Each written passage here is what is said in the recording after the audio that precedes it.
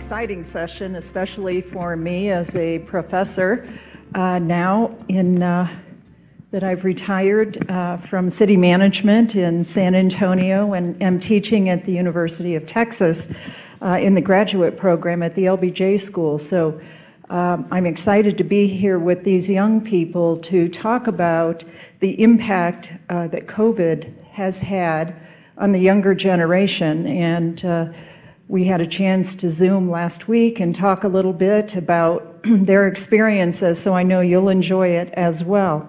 So let me introduce our students who are here today. First, and raise your hand because I'm not sure you're sitting in the order that I have your bios. But first, let me introduce Shema Kalich. And Shema is here. She's a sophomore at Roosevelt High School. She plans to pursue a career in computer science with a focus on cybersecurity, an important industry here in San Antonio, I might add, not to mention the nation. Shema is passionate about speaking up on global issues concerning our world, like climate change and gender inequality, as well as impacting her community towards taking action to help solve those issues. Secondly, Ava Schreier. Ava is a 10th grade student at the Design and Technology Academy at Roosevelt High School. Exploring her interests in science fits hand in hand with her passion for creating a more egalitarian society, and while becoming heavily familiarized with the world of biology and chemistry in the subjects of virology and medicine. That's pretty heavy duty for a 10th grader. I'm quite impressed. She's been extremely interested in the subject matter of astrobiology as well, and believes our futures depend on the information we and future generations can thrive. She's also developed a profound passion for advocating for women's rights and creating conversations about ways we can effectively work together to reduce inequality as a whole in our society, as well as the STEM fields. Next, William Ikemba. He is a 10th grader at St. Stephen's Episcopal School. William is an avid reader, a swimmer, and a talented soccer player. He has been described by his teachers as a natural leader and an enthusiastic writer with a vivid imagination. He is very kind and quiet and quite wise, focused and attentive to detail and being on time, which is important to him as well as to all of us, right? So that's a good quality to have. William is passionate about social justice and is a logical and strategic thinker and is interested in becoming a lawyer. Perhaps the most interesting thing about William is that he has traveled to 17 countries. You're a very fortunate man. Next, Yamini Berry. And Yamini is a freshman at Samuel Clemens High School in Schertz, Cibolo Universal City ISD, where she is on the swim team. She plans post-secondary. Her plans are to pursue a degree in the medical field in neonatal nursing. And when she's not swimming or volunteering at social and local school events, she enjoys art, cooking, traveling with her family, and organizing her friends' and family's closets and pantries. I think I need a little help with that. And last but not least, Eunice Rodriguez. And Eunice Rodriguez is a senior at Roosevelt High School and will be attending Texas State University just up the road. She will be majoring in microbiology with a pre-med concentration. Some of her future aspirations are to create a scholarship fund for those with a Hispanic background that come from a low-income household and have an interest in the field of science, as well as contribute to research in diseases such as cancer and diabetes. Quite an impressive group of students that we have here this morning. Let's give them a hand. So this will be conversational, and we'll be talking with the students about the impact of COVID on their school and personal lives today. So let's start with a question. And Eunice, I'm going to direct it to you. I know you have a number of thoughts on this, and that is the impact on your generation. And as a result of the pandemic that we've experienced for the past couple of years, what do you see? What are your observations? Right. So personally, I'm not one that can work from home. I have to be up and moving. And for me, I also have a family at home. I have a brother that I have to take care of. So it really impacted me academically. I felt like I didn't do as well as I could have. And it also separated me from a lot of my friends, so I lost a lot of social connections. So both my mental health and my academic life were both brought down. And as soon as I got back to school, I felt like I was able to connect with people better, and my academic life immediately rose. Mm-hmm. Did you think that, since you all now are part of what's being called the Zoomer generation, what would you describe as the difference for you in your learning patterns with regard to Zooming versus being in person? For some, it seemed to work, but for others, they needed that direct connection.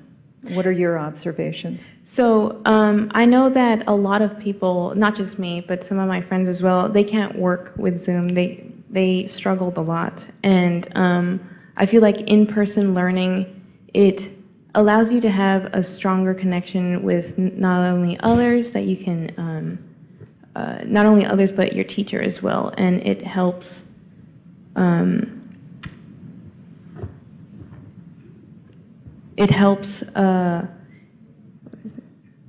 I feel like at home you have a lot of distractions going on. You know, you have your phone, you have family, and at school you only have others that are doing the same thing as you. Mm-hmm. They're just studying. Mm-hmm. So focus. Yes. Focus was better. What about the social and emotional impacts with regard? And William, maybe you have some observations about that, because at this age, there is so much social interactions. I have 2 grown adult children, but I remember those days, and while they were focused on academics, the social side of high school was very important as well. So to look at it as from a glass half full kind of perspective, you know, I'd like to talk about the good side, and that is that with the pandemic, you really like get to spend more time with people in your house as well. You get to have hours at home with like your siblings. Like they'll be in their room working, and then you get a break and you can go talk to them and hang out with them. You can also spend more time at home with your parents, or like even a pet that you have, you wouldn't get to see them as much during like a normal year. And then also, I would say that with the friends that you have from school, if you're able to keep in touch with them and keep talking to them, like without school being what brings you together, it kind of makes a lifelong friendship kind of thing. And I would say, like, with myself, I have 4 friends that I started the lockdown with, and I still talk to them to this day, and they live in Maryland, and just because, like, we were able to keep talking through the distance of a lockdown, we can now talk through any distance. Mm-hmm. So, yeah. Mm-hmm. Shema, what about you? I know you had some thoughts on emotional behavior as a result of being isolated and Zooming for classwork, and then returning to school and having a totally different environment.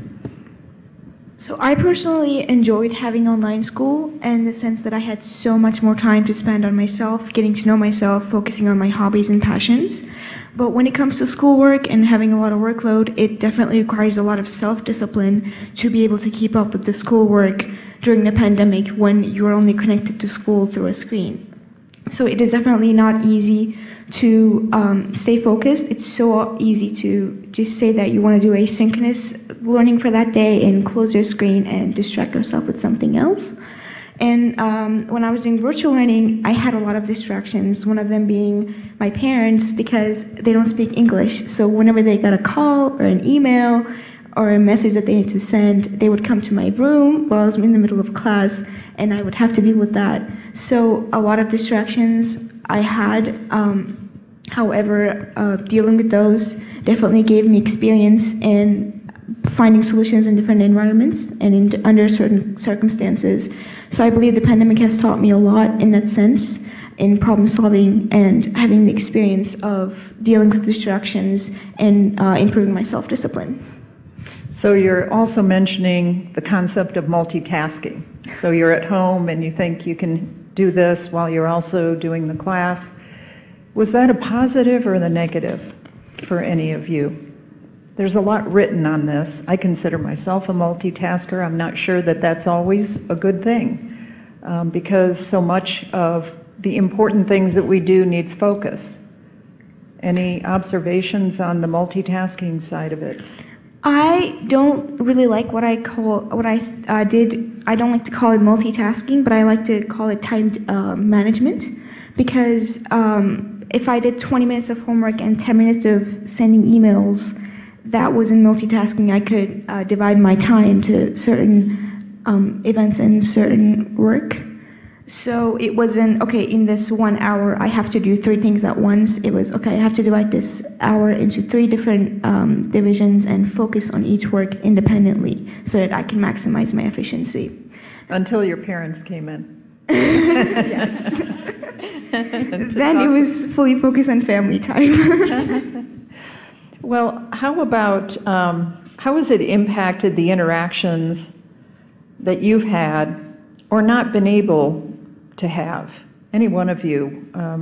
You know, because the high school years are important, extracurricular activities, some of the academic programs that are perhaps after school or before school, that kind of interaction, as well as some of the social activities that go with high school.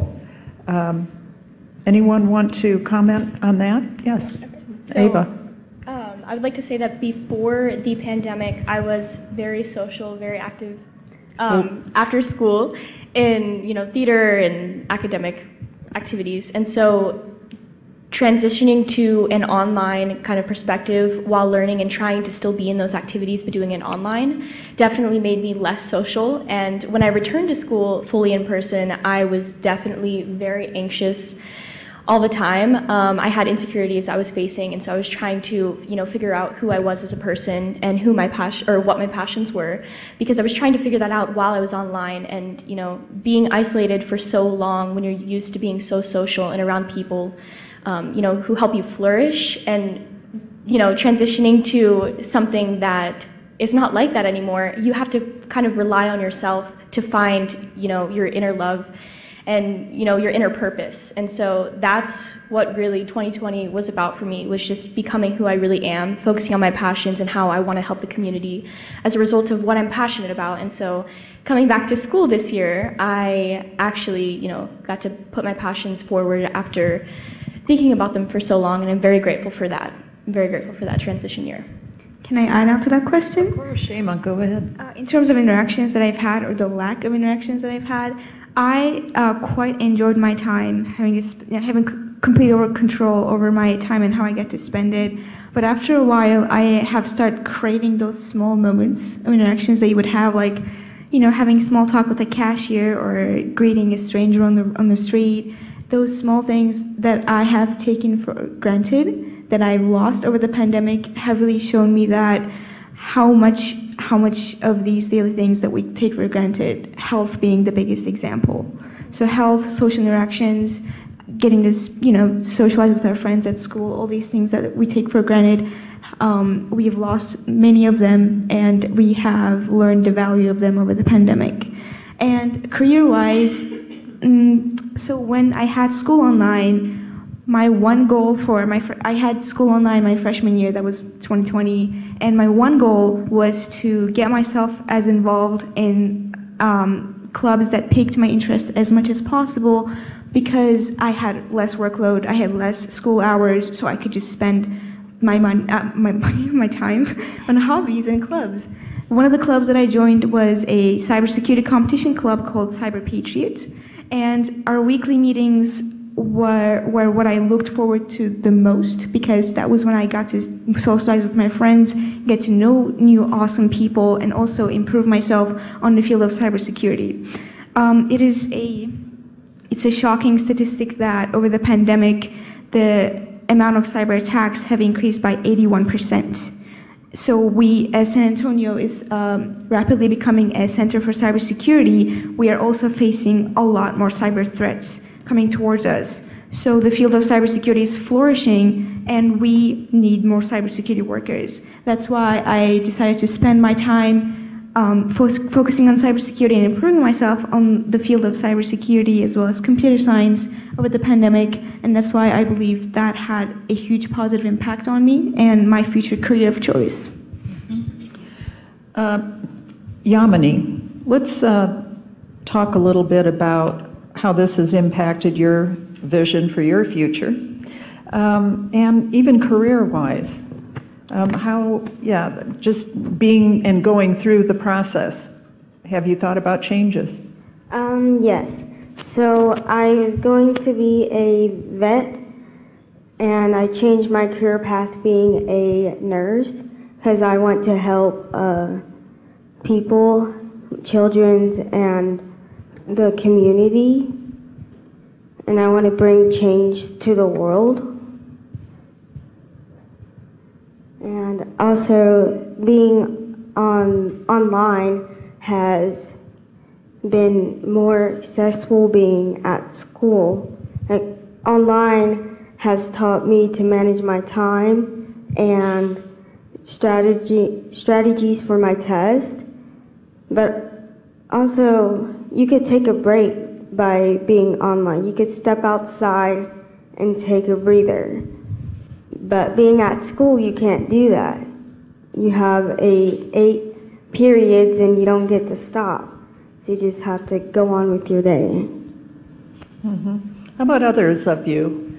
Has this changed your mind in terms of what you think you want to do or had previous thoughts about? Yes. I see. Yes. I yeah. used to want to be a pediatrician, but once COVID hit, it made me really want to be or go more into research, a research scientist, because I really want to contribute to helping develop, these vaccines or helping contribute to cures towards cancer.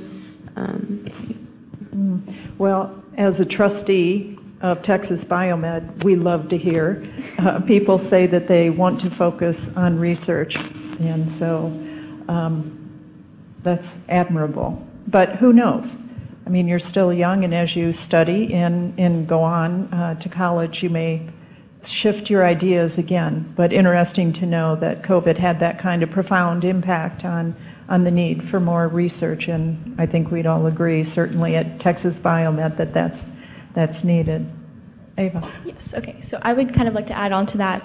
So before, the pandemic hit, I was actually very passionate and focused on, being an astrobiologist and stuff like that. And I'm still very passionate about that.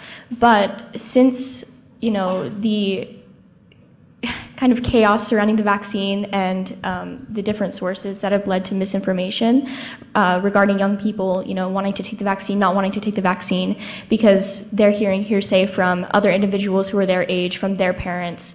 And most of those opinions that they're hearing is not based on factual evidence. And so that's, very saddening to hear, because the vaccines are saving lives every single day. And I understand that people do have, autoimmune diseases and diseases that, they can't take the vaccine, and that's understandable.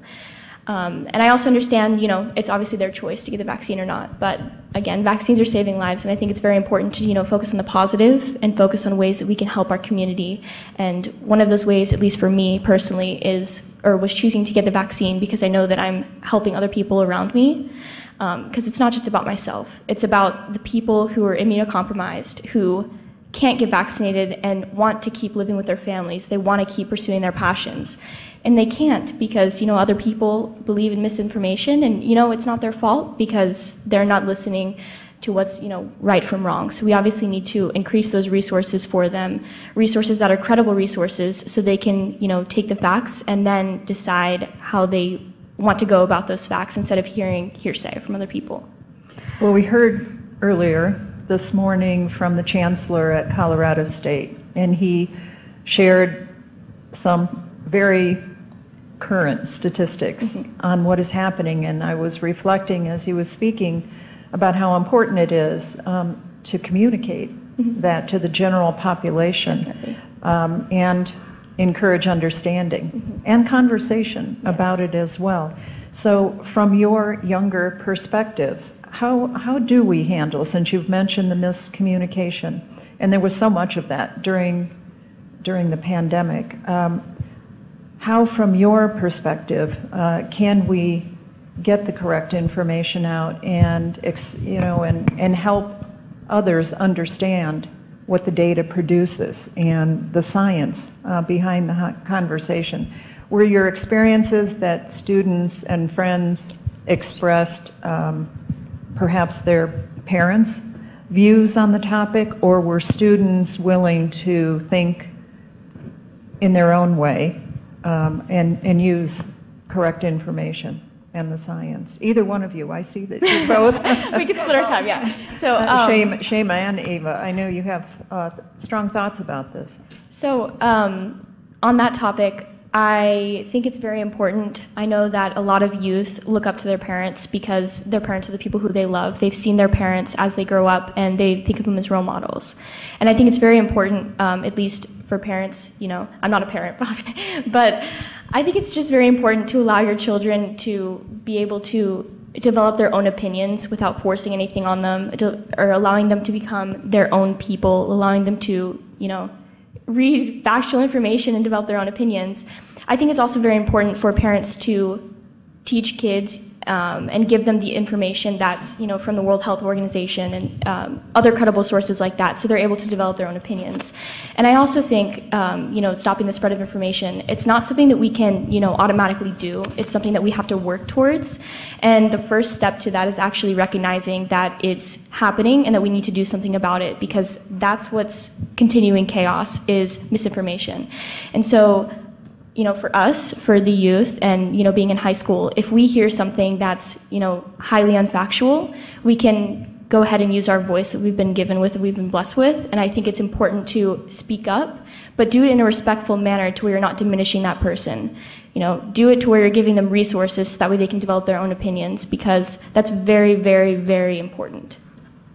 To support the many points that Ava brought up, and first to go back to the previous question regarding career choices, something I realized with all of us is the pandemic caused us to focus more on what the world needs rather than what we want to do, while still being focused on our passions and interests and fields of career that we would like to pursue. I went from focusing on astrophysics and space, which is still a passion for me, to cybersecurity. Eunice wants to be a researcher after she sees the great need for it, especially during the pandemic. Ava also wants to focus more on, bringing attention to misinformation and reversing that. So we've kind of diverted our attention towards what the world needs right now and in the future, and we all want to make change with the career choices that we make in the future. Regarding the question about misinformation, there's this pattern that I realized that the pandemic has caused, and that is with the pandemic and self-isolation.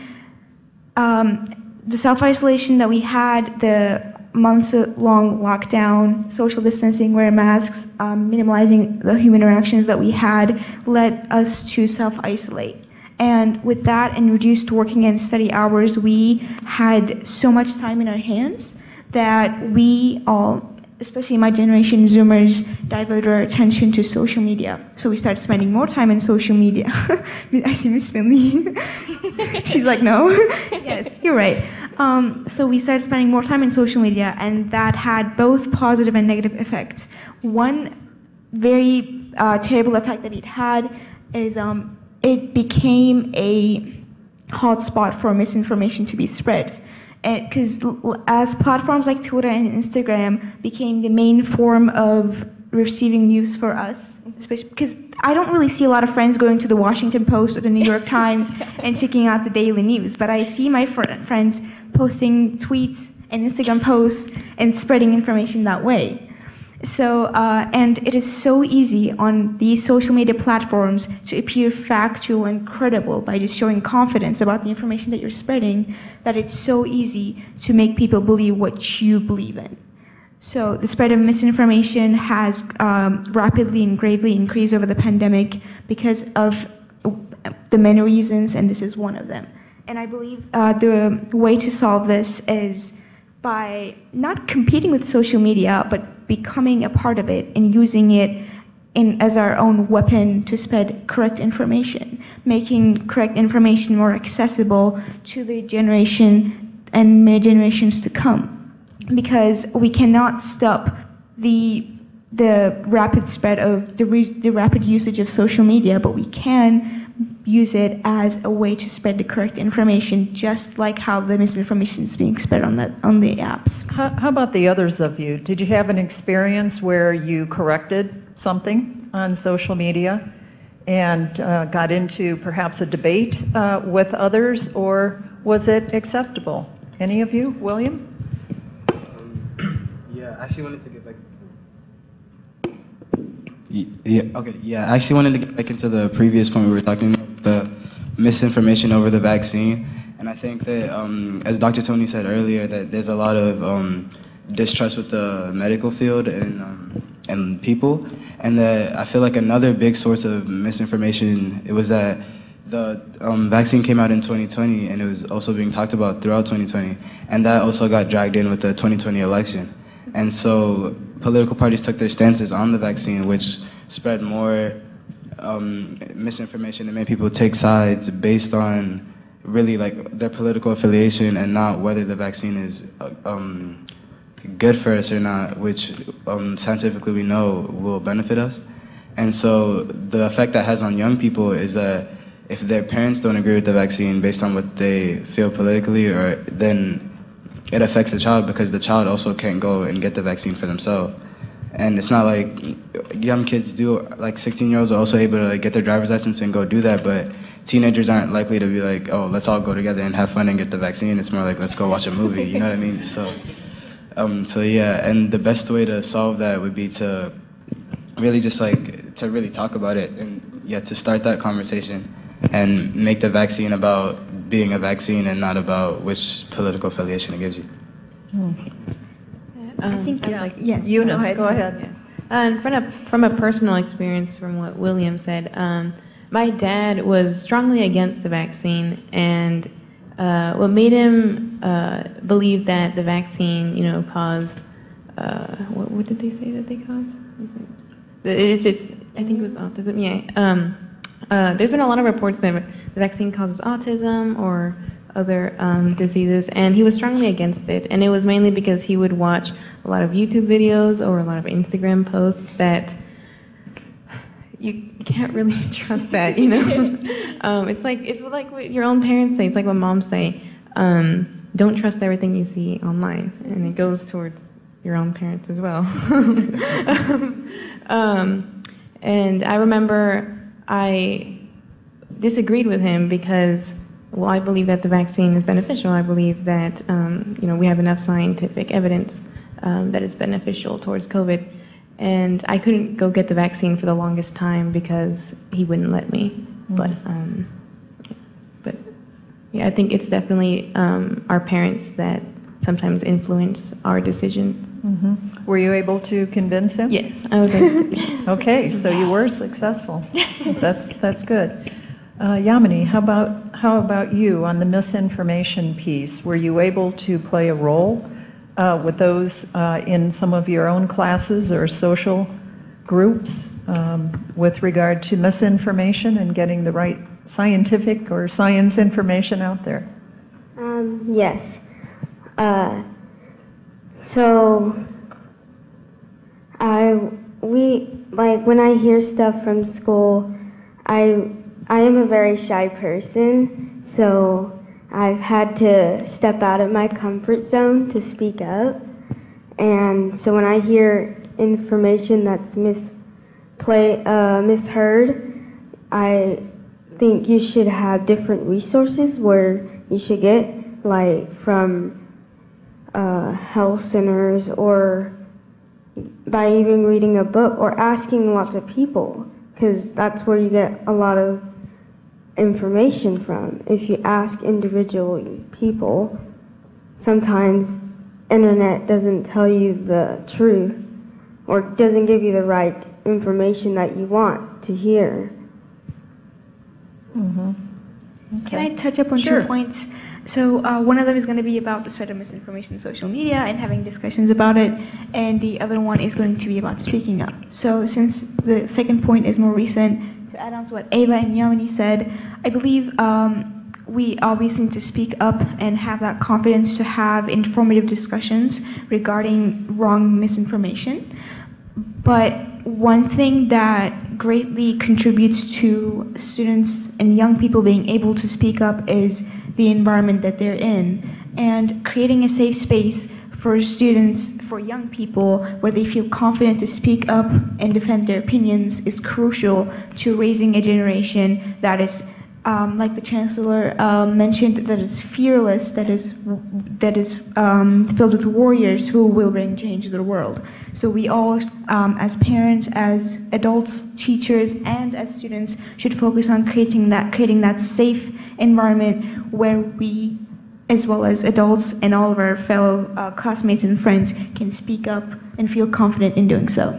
And regarding the informative discussions on social media, I have gotten myself in a lot of discussions on social media regarding misinformation and information, and one thing I realized is you can't really change someone's perspective or opinion through text on social media.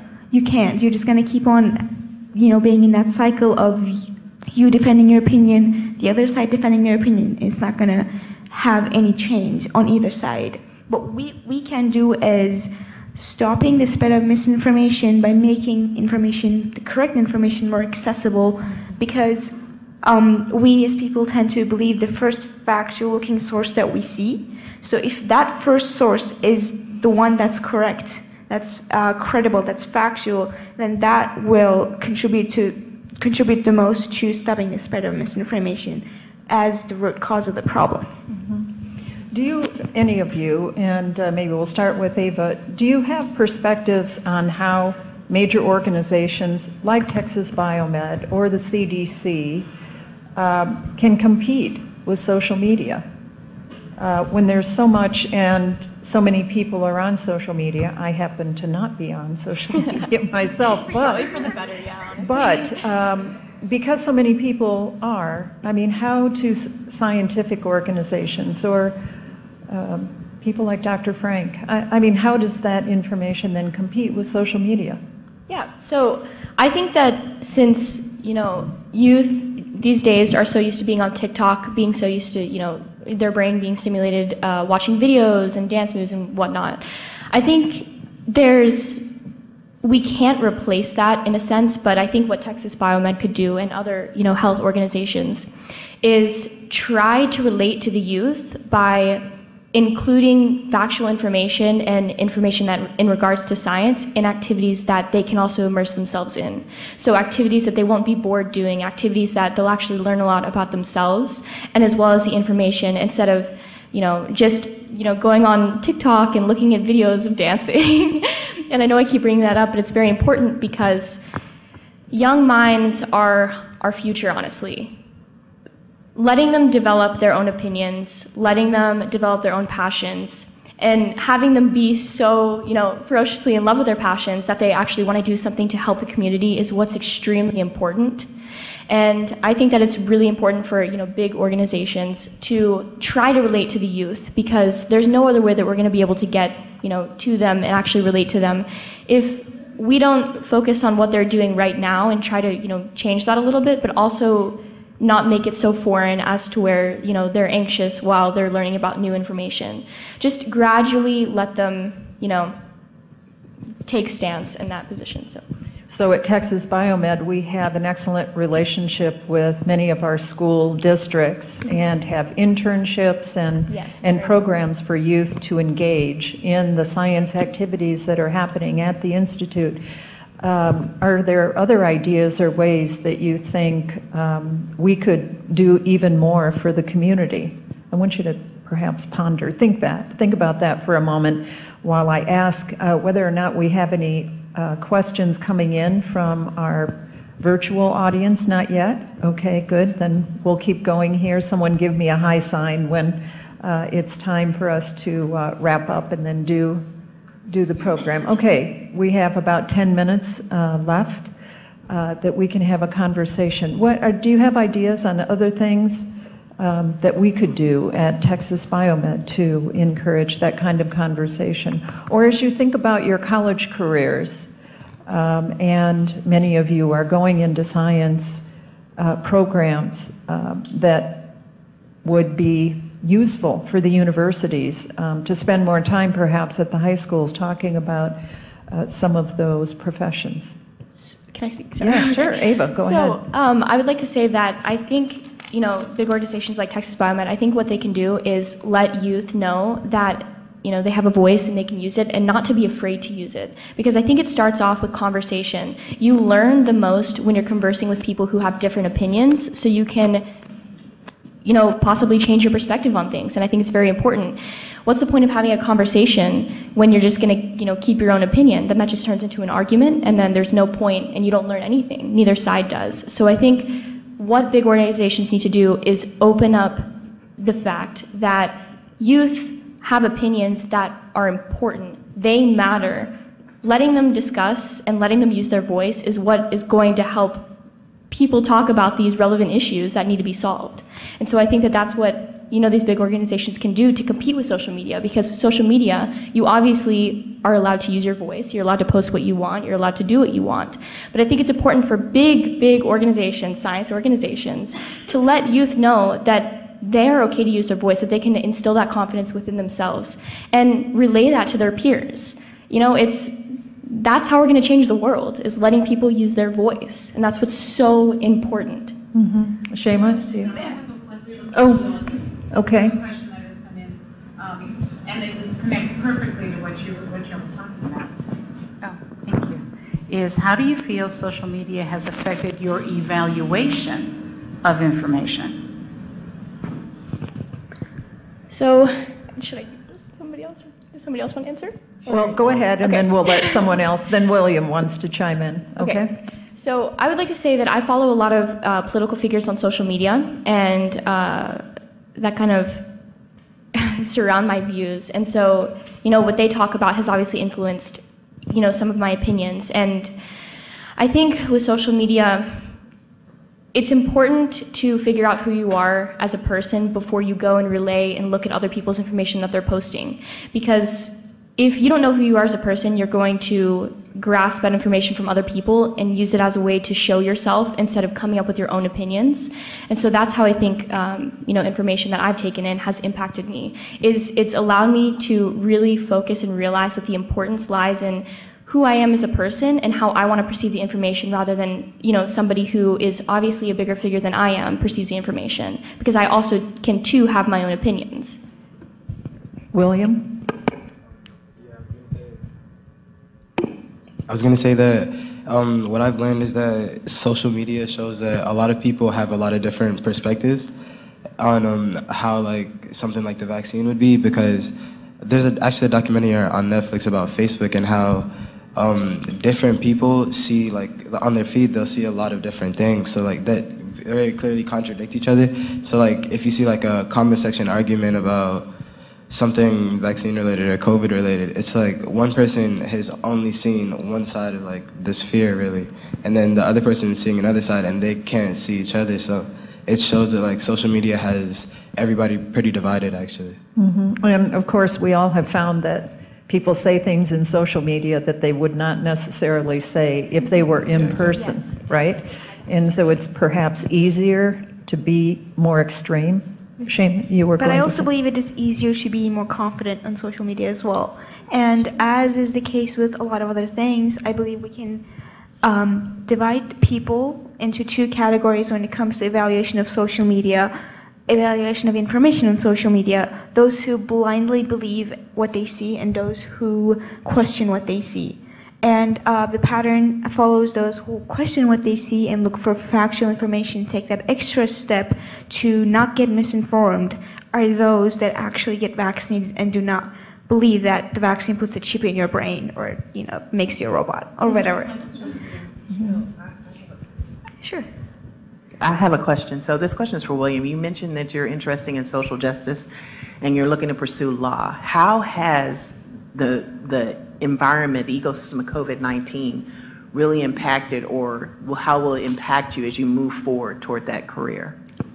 Honestly, the impact of COVID and all that has really changed a lot of the ways I think and the ways I wanted to pursue my career. And so before the pandemic and before lockdown and all that, there were like different things I wanted to do. Like I wanted to be a lawyer. I also wanted to play soccer professionally. And with lockdown, like a lot just changed for me. Like watching, like I'd watch pro players, like they can't play anymore, and that's all they put all their career into. And so like the World Cup got canceled, things like that got postponed. And so I was thinking, and it changed my opinion because I want to do something that like can really last me forever, and that I can do from my house, and that I can, like anything can happen. So yeah, I do want to pursue law. I want to pursue family law, family justice, and like domestic law.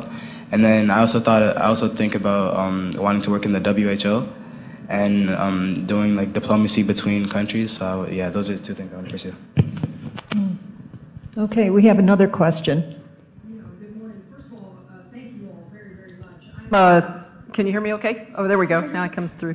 So thank you very much for this panel. Very inspiring. I'm Judy Monroe. I'm President and CEO of the CDC Foundation. And so if we were to form, we've been talking a lot about youth ambassadors, but if we were to form a youth advisory board, would that be of interest to, you think we'd have folks sign up? Raise your hand. Yes. Can I add? I got the start. And any advice on how we should approach that? Can I add? Okay. So first of all, I would say that I'm extremely interested in that. I lit up whenever I heard that because for me, honestly, getting to share my opinion and voice is what I'm so grateful for, and I'm so grateful that I have the opportunity to, be here and share my opinion. And so I think that given that opportunity to so many youth who are just like me, who want to share their opinions but aren't given those platforms to do so, I think that that's extremely, extremely important, and that's an amazing idea. And definitely. We're all for it. So I have a couple other ideas too. We just recently hosted 4 national conversations on the future of public health, where of course a lot of professionals came. I think we had some students. What if we were to do a national conversation with youth? That the CDC Foundation, so we could have a board of advisors, but we could do a national virtual conversation with youth. How many do you think would show up? Everybody, I feel like so many people would show up. And if we could get the CDC director to say a few words, and okay, I'm on it. Okay, one thing I want to mention is us as Youth Perspective being given a space here at the Global Health Symposium is a perfect example of how impactful it can be to give the youth a platform to speak. So I would like to thank Texas Biomed for this opportunity. I would like to thank the CDC Foundation for proposing this. It's just incredible even to think about it. And if it were to happen, we would all love to be a part of it and provide our perspectives. And I have no words. Perhaps post it on Facebook whatever the Not most Facebook, current. no. Not Facebook. I know, Instagram. I know, Instagram, but on a social platform that will get a lot of national attention with students from all over the country. Great idea. Yeah, and we're really leaning in now to climate change and health and some of the major issues. I also sit on the World Health Organization's advisory group for the WHO Foundation. So I don't know, I think they do have some youth groups, but I can carry the message there as well. So. As someone who just made up her own climate activist group with like 4 friends, hearing that is just the perfect opportunity for me. And if it is to happen, I would love to be a part of it. And thank you so much for proposing that. This is incredible and very insightful. Thank you. It's amazing. It really is. And an example where a symposium like this can bring people together to discuss the issues, and then new ideas emerge. So how wonderful that we've had that experience here this morning. Do we have any other questions? Yes. Another question. And one behind you when you're done. Oh, okay. All right, we have a couple of questions about education, but I think this one sums it up. Dr. Tony Frank mentioned in his remarks that people of color are underrepresented in the medical fields. What do you think needs to happen in the school systems to increase the pipeline of students of color into medical fields? And I'm just going to add into research as well. I have the perfect example for this, and I know I've been talking too much, I'm so sorry, but I recently have had a friend change schools from our school who has a lot of people of color, students of color, and she went to a great successful student at school at Northside, and she was telling me how every day they have colleges and organizations and nonprofits coming in, having stands at school to provide students with opportunities. And the school it consists of students who are mostly not people of color. So they and something I realized is in these schools that have less of these underrepresented students, they get to have more opportunities regarding education and organizations and exposure to these opportunities.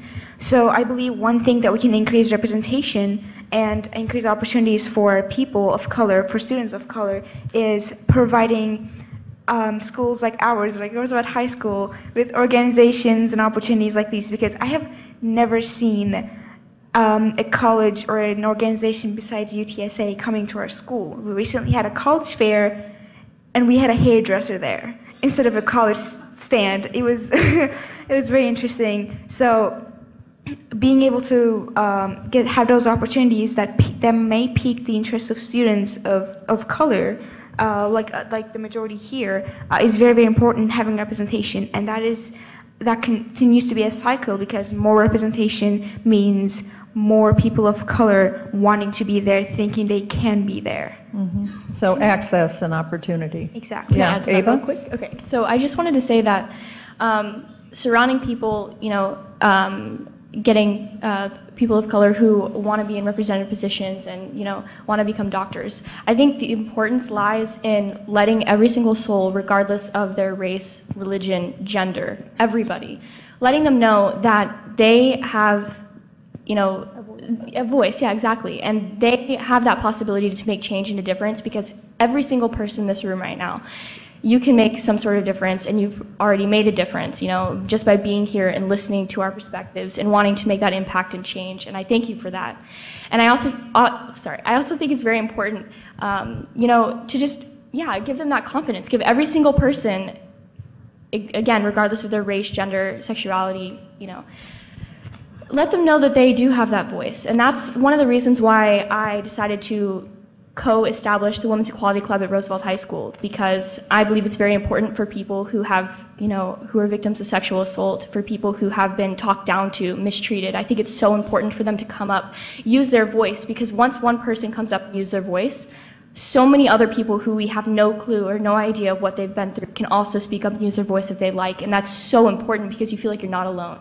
And that is the best thing that you can do, is speak up, because you're leading that example for everybody. And I believe anybody can do that, absolutely anybody.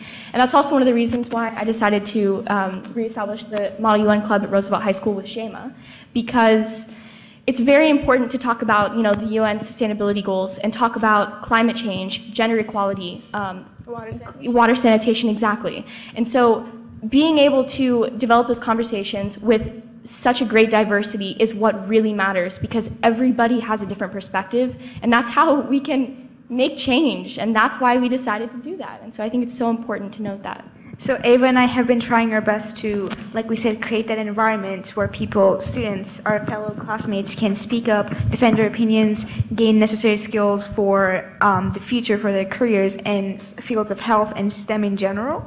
So I believe foundations like CDC, Texas Biomed, and other public health organizations, as well as colleges, what they can do is provide that environment whether that's in colleges or in applications or just at high schools, for students to be able to comfortable to speak up, to be themselves, to have that confidence. Definitely. Do we have one more question before we begin the wrap-up? Sure. Yes, to help combat disinformation, I'm unsure what current high school curriculum looks like, but on the scientific literacy level, do you think it would be helpful to implement programs earlier to help read scientific papers and help people understand the design and how the results are actually generated? Because I know a lot of people will get the results from a talking head, but when you actually look at the paper that said head looked at, it's one of those things where the results can be very skewed depending on the design, and then that's where the disinformation. So I don't know if it would be helpful if at a high school level, a introductory to, how many scientific journal clubs are there in high schools at this point? I've talked too much, so I will let other people to talk, but then I will talk again. Okay. No, Who wants to take Yamini? So I want to go back to how COVID has impacted me. There are positive and negative. So being in remote learning and like staring at a screen for so long, it hurts your eyes. So you had to step away for the screen. But also being online, like you didn't want to be on your phone after a whole day of being online. You wanted to be out doing stuff in the garden or being with your family. Then the positive thing about it was being with your family. You got to connect, make new memories, interact, and be who you are, and spend time with each other. Interesting observation. Eunice, you wanted to... And I think tying that question back to what Shema said on making information more accessible, I know that at Roosevelt there used to be an AP research class, and that's unfortunately no longer available. But I would have really liked to take that class in order to see, how scientists in the world actually gather their information and how they research their evidence. And I think that would also contribute to stopping the spread of misinformation if we know where that evidence directly comes from. So it sounds like you're saying, in answer to the question, as opposed to the perhaps white papers or scientific journals, that practical application is a skill set that is important to you but helps you learn as well. Shema? So going back to the question that you had, and going back to giving examples from Roosevelt High School, our biology teacher, Miss Finley here, Miss Finley, shout out to Miss Finley. She always emphasized the importance of citing information, writing lab reports, taking that extra step to acquire factual information. And I believe that is something that can be applied to many other science teachers around San Antonio, around the world, training teachers to encourage students to take the extra step towards acquiring factual, correct, credible information, as well as them being ambassadors of spreading correct information. I believe yes, we can have extra classes, we can have clubs for these, but those are out of the reach for some people. Whereas teachers providing that encouragement, that opportunity for students to improve themselves in acquiring correct and factual information, I believe would be more effective in providing a solution to your question. Okay, so I also wanted to say that I think also for English as well, I think English teachers allowing their students and giving them resources to learn about what is factual and what isn't, because obviously in English you write a lot. And so I think it's very important for, it starts at the young level of, kindergarten, first grade, second grade, third grade, when children are learning how to read, when they're learning how, to write, I think it's very important that that curriculum is established inside of the classroom at a young age, so they're able to grow up with it and, establish how they want to perceive that information. I also wanted to say thank you to Ms. Finley for teaching us, how to view information and how to write scientific studies on that and, conduct experiments. It's very important. And obviously, research, you have to make sure your research is factual in order for it to be, in order for you to actually use it and, make a difference and prove a point. So. And I think it also ties back to what we were talking about with using your voice. We tend to always look towards adults, which isn't necessarily bad, but we tend to always look towards adults for evidence, or information. But regarding COVID, I think our generation has been the most impacted, and we are also, the future innovators, the future scientists. So it's important that we're making these resources accessible in school so that we learn how to effectively convey our voice. Mm-hmm. William. Yeah, I wanted to say that I also agree with giving out the research and the information to young people, because then that doesn't just get rid of the misinformation now, but also for the future, because then we're going to be adults and we're going to have the correct information. So this problem of misinformation now, where like some adults have the right information and some don't, will be gone if when we're young, we have the information and we grow with it and we continue to just keep talking about the right things. Yamini, a final comment or thought on the subjects that we've been talking about this morning that you'd like to add? I would like to add about the social, so that social interactive being online, we had like a peer group in which we could like talk about school or other things, but interact with each other. But being at school, you got to be actively involving with youth and with different grade levels and socializing with each other and getting to have a friendship. And it also has taught me to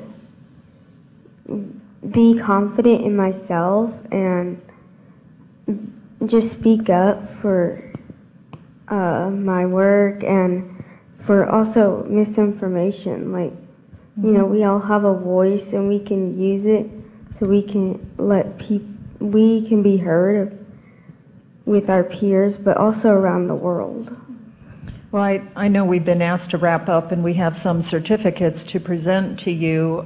Let's give a round of applause to these outstanding students.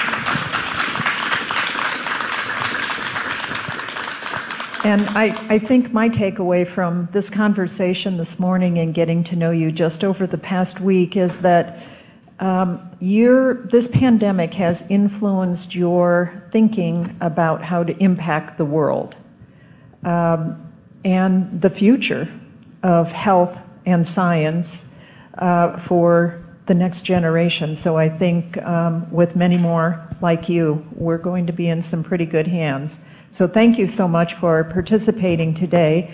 And I think we're going to present and take a couple of photos of the students who are here. And we thank our viewing audience and those who are here in person for being here this morning. Thank you so much.